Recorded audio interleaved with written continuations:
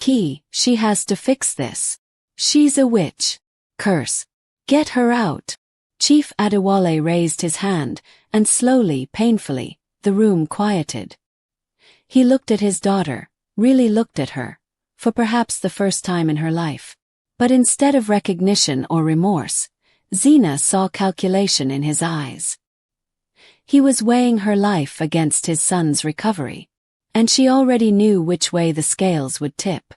Papandu arrived at midday, his apprentice carrying the bones and herbs that would determine Zina's fate. The old medicine man looked even more ancient than Uncle Azubike. His eyes clouded with cataracts, his hands trembling as he cast the divination bones across a white cloth. The family crowded around, silent now, waiting. Papandu studied the bones for a long time. Then he spoke, his voice like dry leaves. The oracle recognizes what has happened. The binding has been broken, and the debt has reversed itself. There are only two paths forward. Everyone leaned closer. Option 1. Kill the girl who broke the binding. Seal her blood into the earth. Re-establish the covenant. The men will recover. The women will be bound again. The order will be restored. Mama Chima's face lit with savage hope. Option 2. Fulfill the original debt completely. A life for a life. The oracle took a firstborn daughter. Balance demands a firstborn son. The room went deathly still. No. Mama Chima's whisper was almost inaudible. No. Not my Chima. Not my son. Papandu continued as if she hadn't spoken. A firstborn son must be offered to the same oracle, in the same manner. Then the debt is paid, the binding is dissolved, and both men and women will be free. Uncle Obi laughed, a horrible bitter sound. So our choices are: kill an unmarried girl who's been nothing but trouble, or sacrifice one of our precious sons. A son with a future, with children of his own. That's not a choice, another uncle agreed. That's madness. Chief Adewale had been silent, his face unreadable. Now he spoke, his voice still weak but firm. Kill the girl. Biagili screamed. She lunged forward, but the uncles held her back, her feet kicking uselessly against the ground. Adewale, please, she sobbed. She's your daughter. Your own blood. And those are my sons, he said, gesturing to the 4 young men lying fevered and weak. My legacy. The carriers of my name. 1 troubled girl or 4 strong sons. The mathematics are simple. Something cold settled in Zina's stomach. Not surprise, she'd known, hadn't she? Known since she was 7 years old and first saw that look in his eyes. She was expendable. She had always been expendable. But she was no longer silent. There is a third option. Every eye turned to her. She stood straighter, feeling the weight of her grandmother's journals in her memory, the weight of the voice in her throat. The debt isn't what you think it is, Zina said clearly. I've read my grandmother's journals. She spent years researching the covenant, trying to understand it.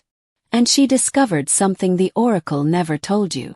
The girl is stalling, Uncle Obi sneered. The oracle didn't demand blood for blood, Zina continued, ignoring him. It demanded name for name. Balance for balance. Papandu's head lifted sharply. My great-great-grandmother, the first woman whose voice was bound, her name was erased. Completely. Wiped from family records, from memory, from history itself. That was part of the covenant. To take her power, they first had to take her name. Name her. Make her nobody. She looked around the room. No one here even knows her name, do they? She's just the ancestor. The grandmother. Never named. Never spoken. Uncle Azubike's eyes widened with recognition. I don't remember. My mother never spoke it. Said it was forbidden. Exactly, Zina said. Because a name is power. Especially for women with ASE Oro. To truly bind us, they had to make us unable to speak even ourselves into existence. So what are you saying? Chief Adewale demanded. I'm saying the debt can be paid with a name. Speak her true name, restore what was erased, and the balance is restored. No death required. Hope flickered across faces. Then Uncle Obi voiced what they were all thinking. But if no one remembers the name, if it was wiped from all records, how do we find it? Zina met her father's eyes. I have 24 hours to remember what has been forgotten. If I fail, you can have your vote. You can choose my death or my nephew's. But give me one day to find another way. The elders conferred in whispers. Finally Papandu nodded. One day, he said. From sunrise to sunrise. Then the family decides. Zina tore through the compound like a woman possessed. Old trunks in the storage rooms. She emptied them, searching for letters, documents, anything written before her grandfather's time. Nothing. The family Bible, she checked the birth records page. Her great-great-grandmother's entry was there, but the name had been scratched out so thoroughly the paper was thin as tissue. She questioned the oldest relatives. Aunt Ngozi, 83, who remembered stories from her own grandmother. She was called. It started with an A, I think. Or maybe an O. I'm sorry, child. My memory isn't what it was. Uncle Azubike tried to help. I remember my mother singing about her. There was a song, a lullaby maybe. But the words are gone. As the day wore on, desperation clawed at Zina's throat. The sun climbed and fell. Evening prayers echoed across the compound. Her time was running out. Finally, as night settled heavy and dark, she returned to her grandmother's hut. The journals had told her about the voice, about the covenant, about the curse. But there had been one item she hadn't understood. The mirror. The large, dark mirror that lay at the bottom of the chest. Its surface clouded and strange. She pulled it out now, carried it into the moonlight streaming through the vine-covered window. In her grandmother's journal, there had been instructions for a ritual. One Neoma herself had been too afraid to perform. The mirror is not for seeing the present, but for speaking to the past. Blood and moonlight will open the way. But be warned, the dead do not always wish to be disturbed, and memory has teeth. Zina had no choice. She pricked her finger with a thorn, let 3 drops of blood fall onto the mirror's surface. Then she spoke the words her grandmother had written. Ndaikiem Nuru Oluem Baiko, Gosayem Eziaku. Ancestors, hear my voice. Please show me the truth.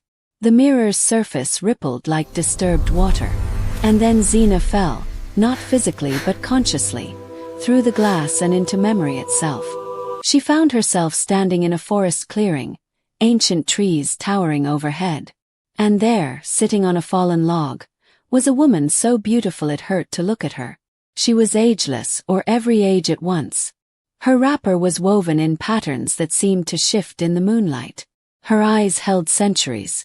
But it was her smile, warm and knowing, that made Zina's knees weak. Great-great-grandmother. Child. The woman's voice resonated in Zina's bones. You came. I've been waiting so long. I need your name, Zina said urgently. They erased it. No one remembers. But if I can speak it.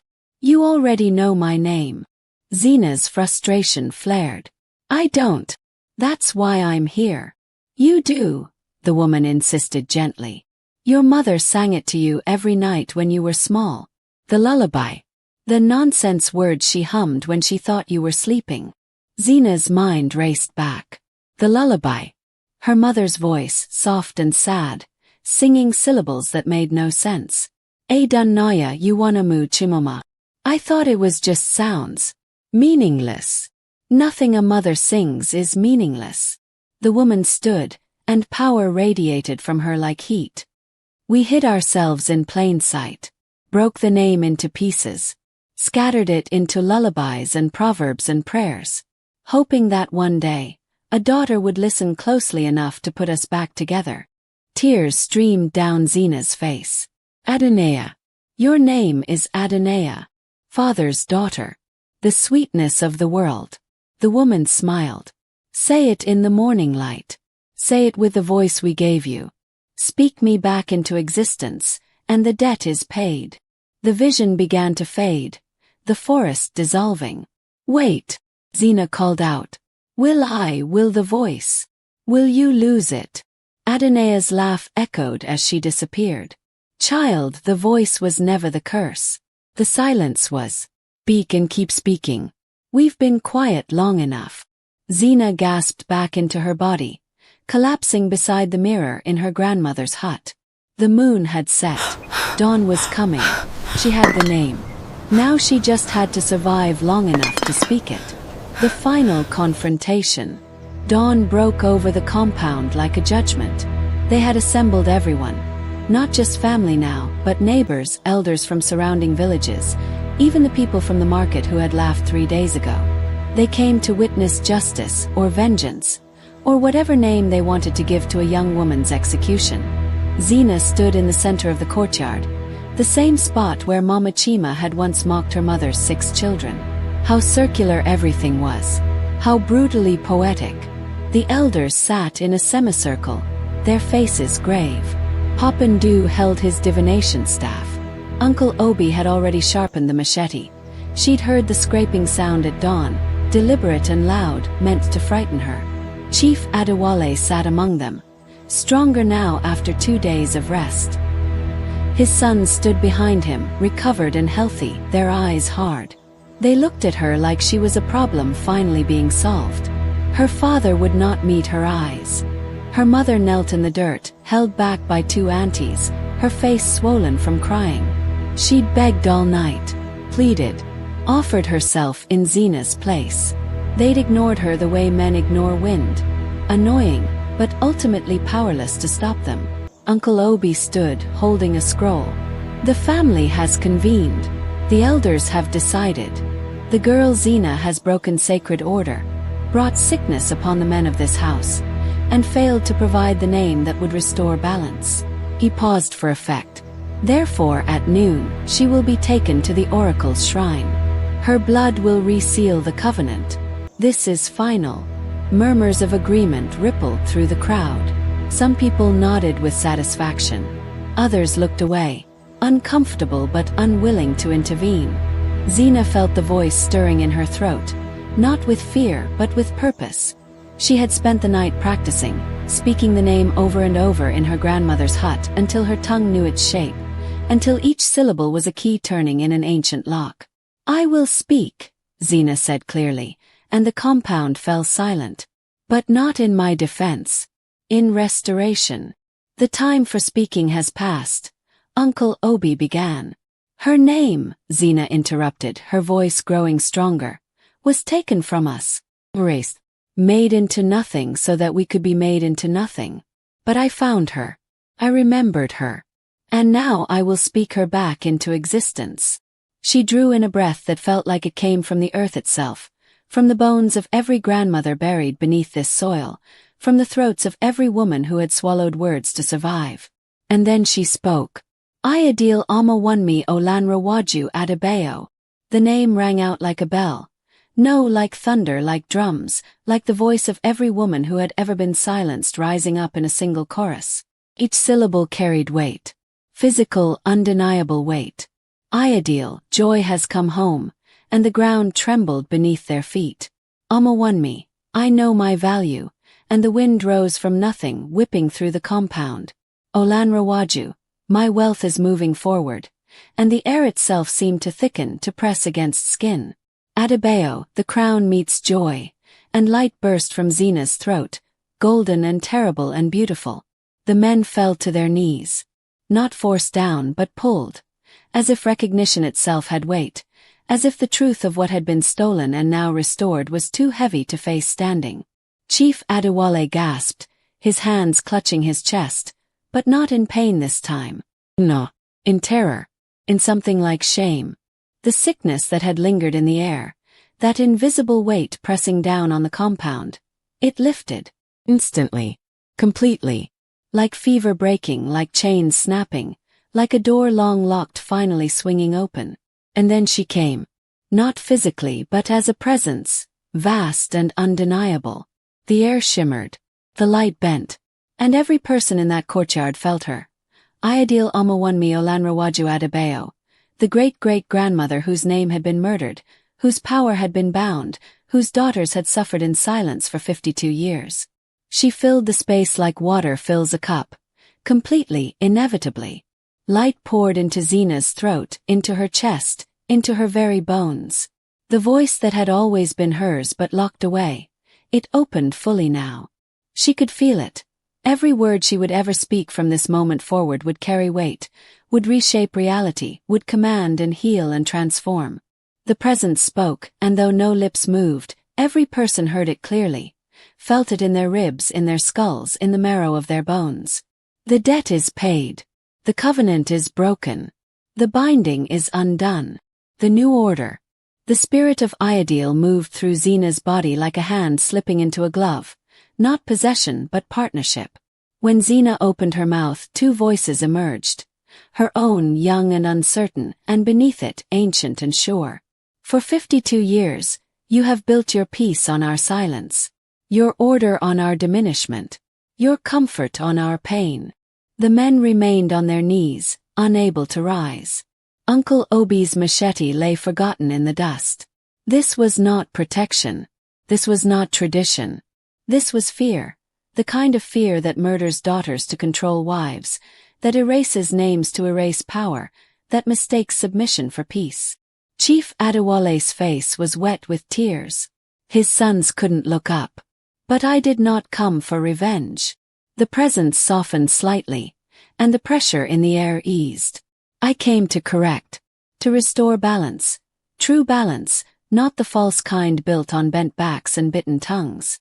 She turned to the men, still kneeling, and her voice became iron. Your daughters will speak.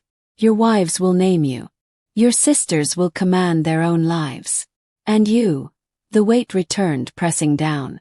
You will listen, not because we force you, but because you will finally understand that our voices were never a threat to your strength. They were the foundation of it. Then she turned to the women, mothers and daughters and wives who stood with tears streaming down their faces, hands over their mouths, bodies trembling with something like recognition, like remembering how to breathe. Sisters, daughters, mothers. The voice gentled. Your silence was never weakness. It was survival. You bent so you would not break. You swallowed so you would not starve. You endured because you loved your children more than you hated your chains. Obiageli sobbed openly now. Even Mama Chima's face had crumpled, her pride finally collapsing under the weight of truth. But that time is over. The covenant is broken. The curse is lifted. And now, power surged through the words. Now you must learn to speak again. Not just with your mouths but with your lives.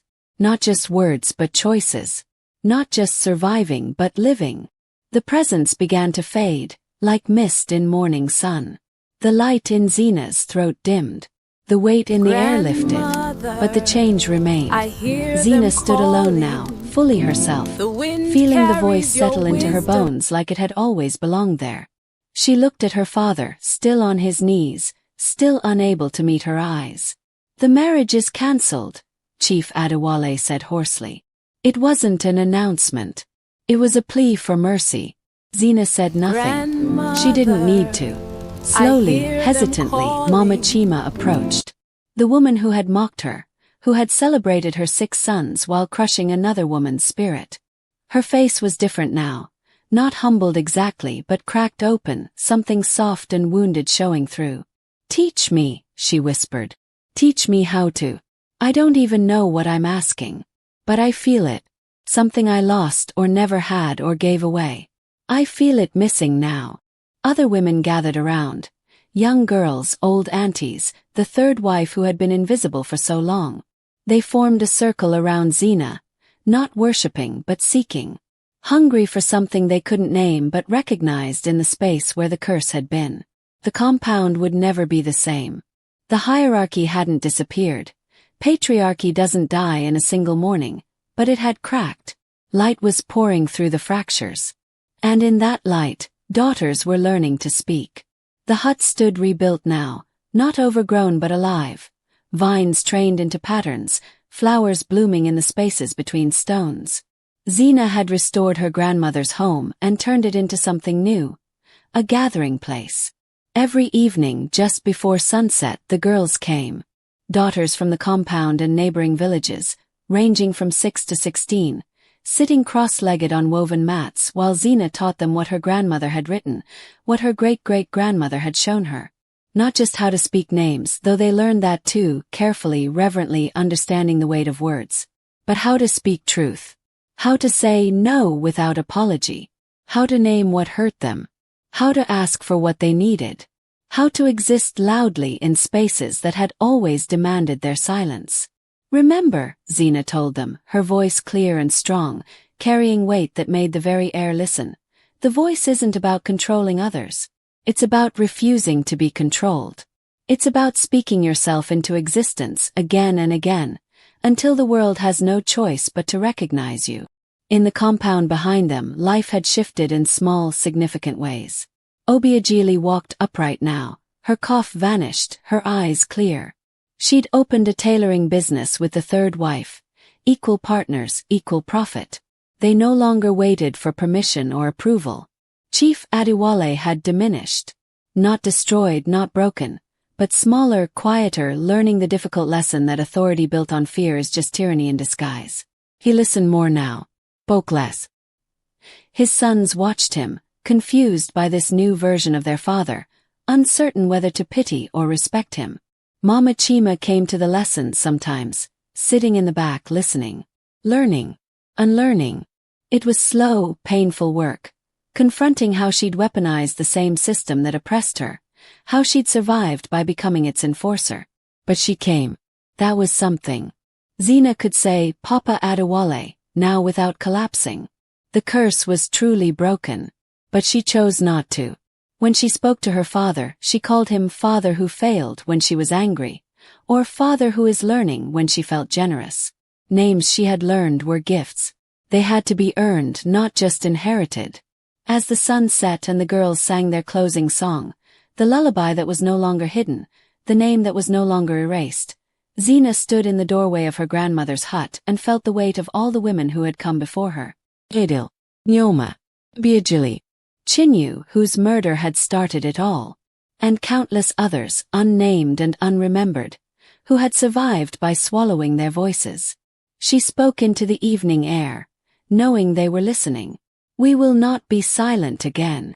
The wind carried her words across the compound, across the village, across the generations. Some silences are imposed, others are chosen. And when a woman finally speaks, really speaks, with the full weight of her voice and her truth and her power, even the ancestors lean in to listen.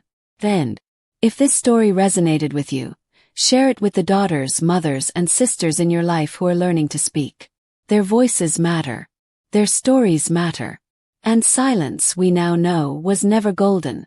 It was survival waiting for its moment to become freedom.